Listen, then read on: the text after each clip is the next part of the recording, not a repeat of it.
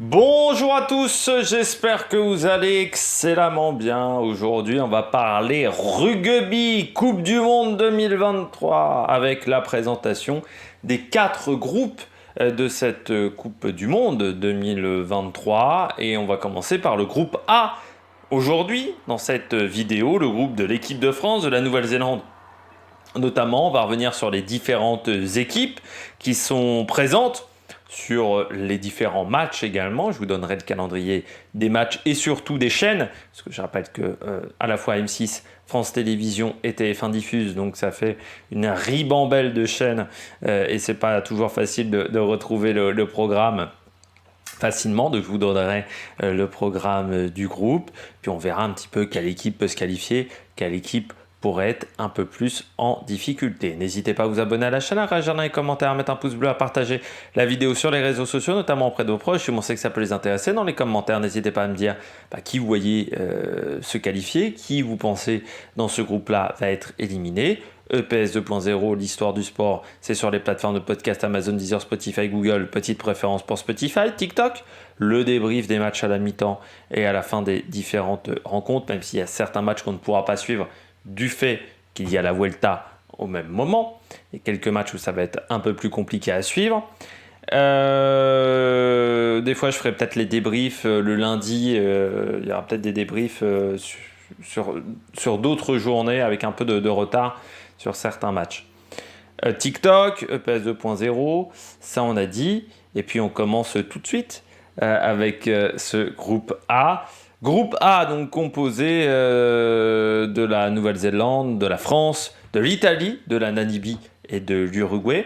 Particularité, je rappelle, de la Coupe du Monde, vous avez 4 groupes de 5, seulement 2 qualifiés pour les quarts de finale, ce qui veut dire qu'on va perdre pas mal d'équipes dès les phases de poule, ce qui est toujours donc difficile à gérer, surtout que cette phase de poule va s'étendre sur un mois, ce qui n'est pas simple également à gérer pour les équipes et pour les différentes formations. On commence avec l'équipe de France. Alors l'équipe de France, phase de préparation où on a perdu Ntamak, phase de préparation où on a perdu William Zé, phase de préparation avec Bastien Chalureau et les affaires derrière. Moi, ça me gêne qu'il y ait un mec comme Chalureau qui soit en équipe de France, parce que je considère que moi c'est un problème le racisme. C'est-à-dire que soit on considère qu'on peut intégrer Mohamed Aouas en équipe de France, et dans ce cas-là je dis bon bah d'accord, c'est la décision on va dire de Fabien Galtier qui s'en tape on va dire la nouille, ou soit si on prend pas l'un on prend pas l'autre non plus. Je trouve qu'il y a un petit problème de logique dans cette affaire. Mais bon. C'est surtout que je suis quand même attristé que ça arrive aussi tard. C'est vrai qu'il était dans la liste il y a déjà 2 mois. C'est quand même triste qu'à chaque fois ces affaires-là sortent à 3 jours, 4 jours de la Coupe du Monde. Alors pourquoi ? C'est pour faire du clic, parce que l'objectif des journalistes maintenant, c'est plus de faire des vues que de faire véritablement toujours un vrai travail de fond. Mais pourquoi on sort l'affaire à ce moment-là ? Vous ne dites pas que c'est de manière surprise, non.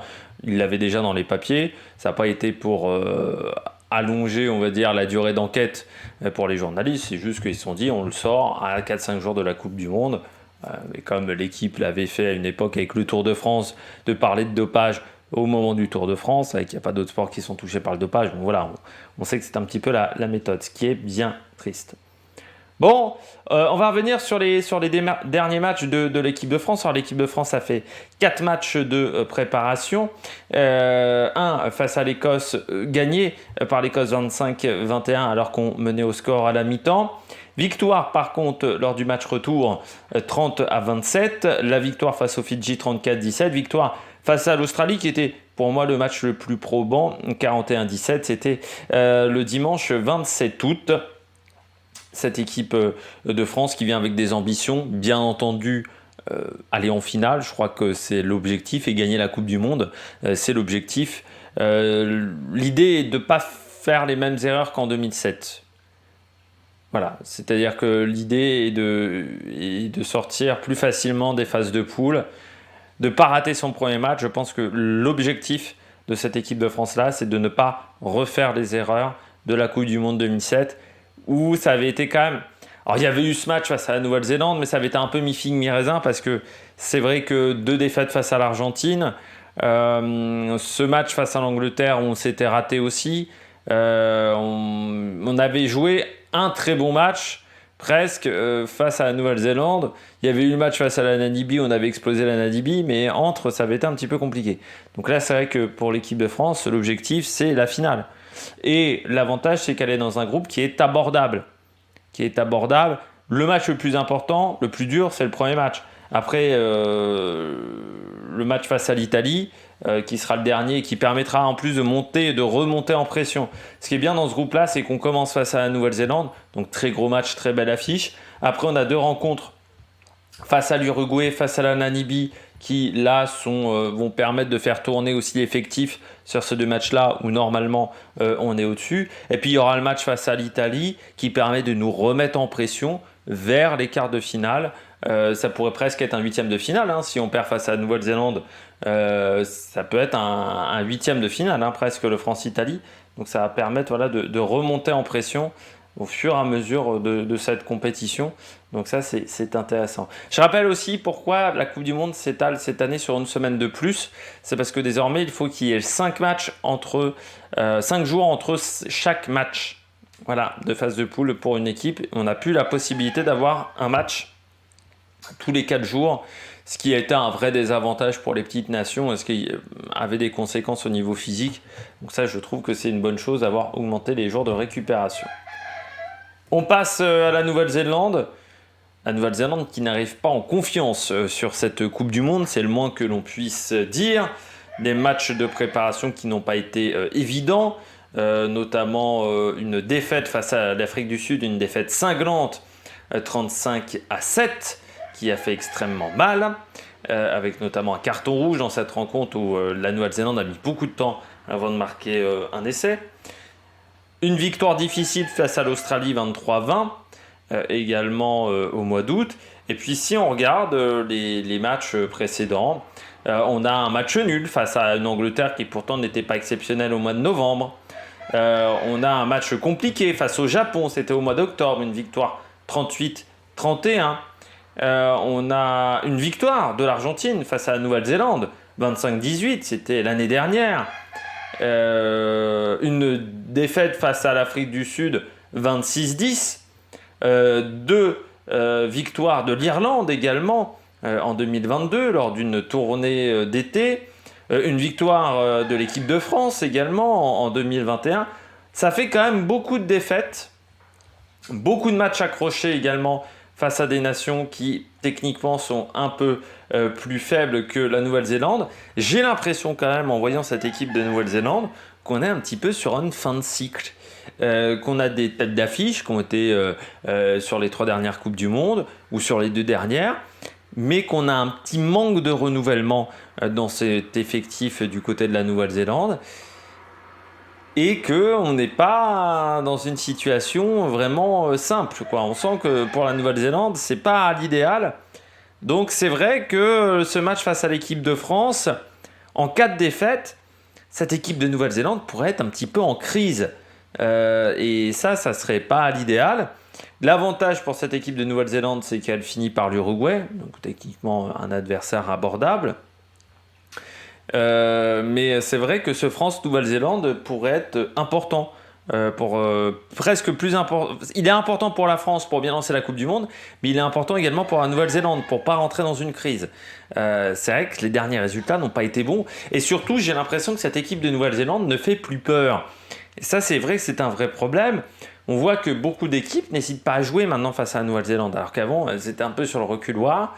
Il y a d'autres nations. L'Irlande, par exemple, fait plus peur que la Nouvelle-Zélande aujourd'hui. L'Afrique du Sud fait plus peur que la Nouvelle-Zélande. Ça, c'est...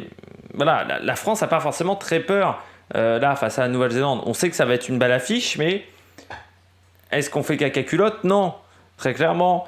Donc, c'est ça qui est particulier avec cette équipe de Nouvelle-Zélande. Même si je pense que là encore, le groupe est abordable, je serais très surpris que la Nouvelle-Zélande ne se qualifie pas pour l'écart. Il faudrait vraiment un peu un miracle pour l'Italie derrière.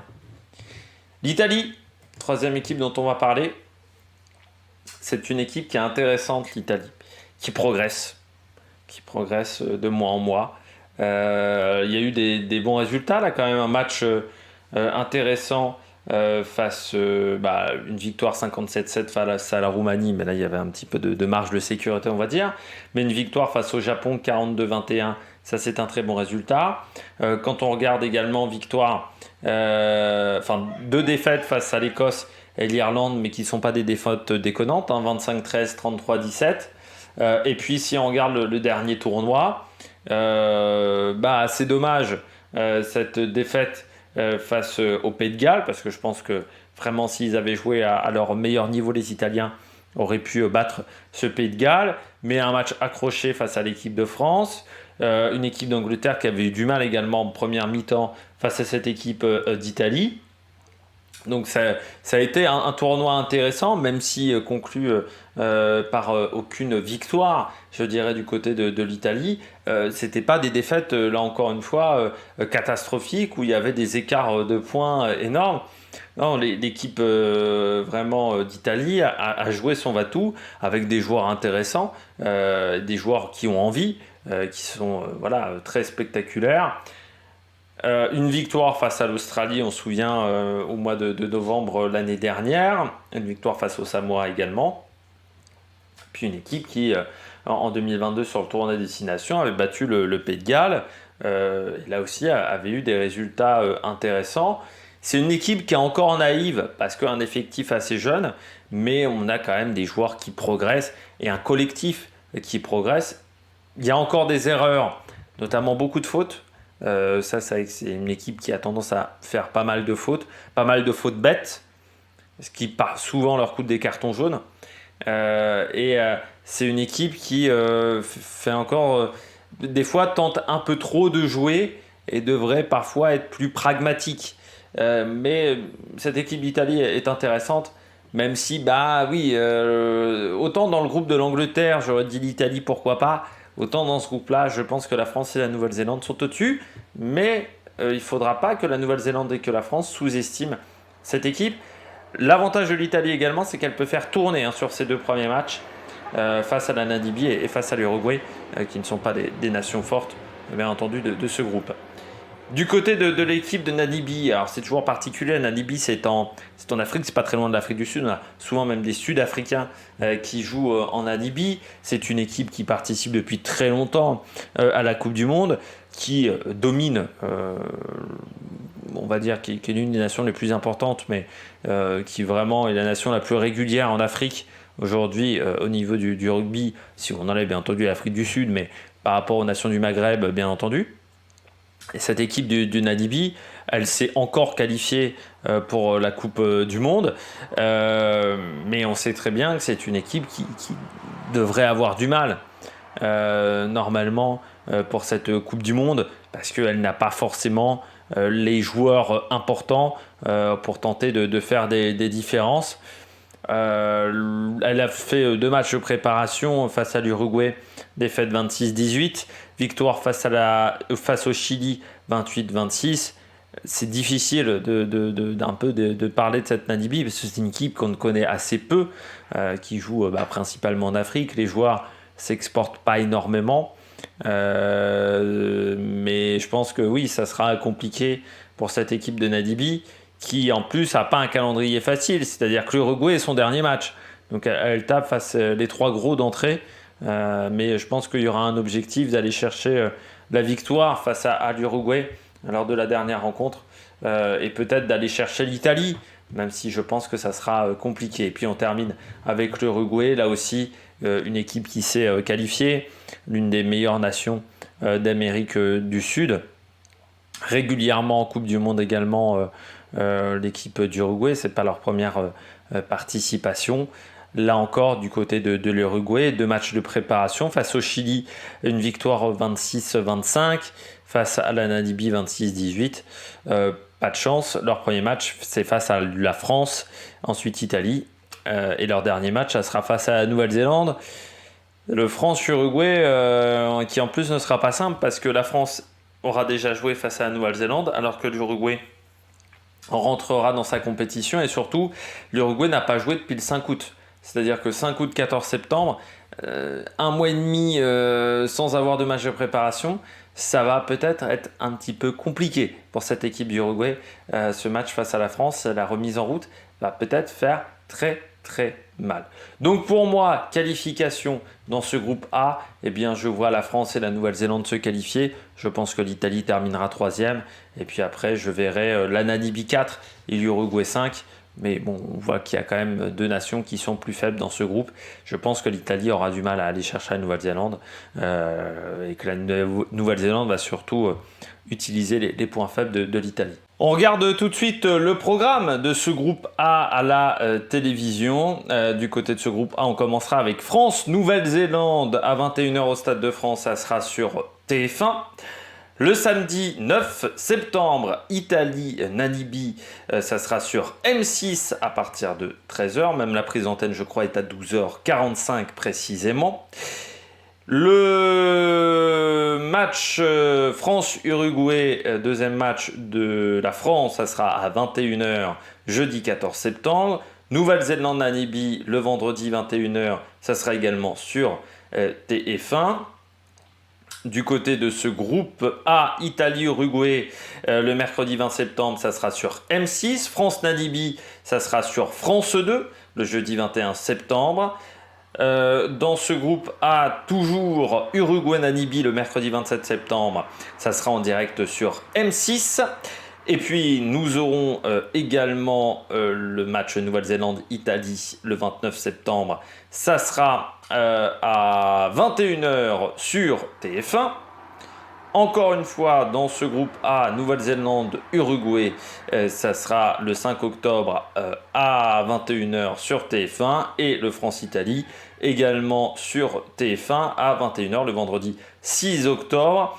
Et ça sera donc fini pour ce groupe A. Ce groupe A qui jouera ensuite soit le dimanche 15 octobre, soit le samedi 14 octobre. Tout dépendra de la poule et surtout de qui sera premier ou deuxième en quart de finale. J'espère que vous avez aimé cette vidéo. Si vous avez aimé cette vidéo, n'hésitez pas à vous abonner à la chaîne, à réagir dans les commentaires, à mettre un pouce bleu. Nous, on se retrouve donc pour la suite de la compétition avec les débriefs des matchs et la présentation des autres groupes. Allez, ciao ciao sur l'Amérique Production.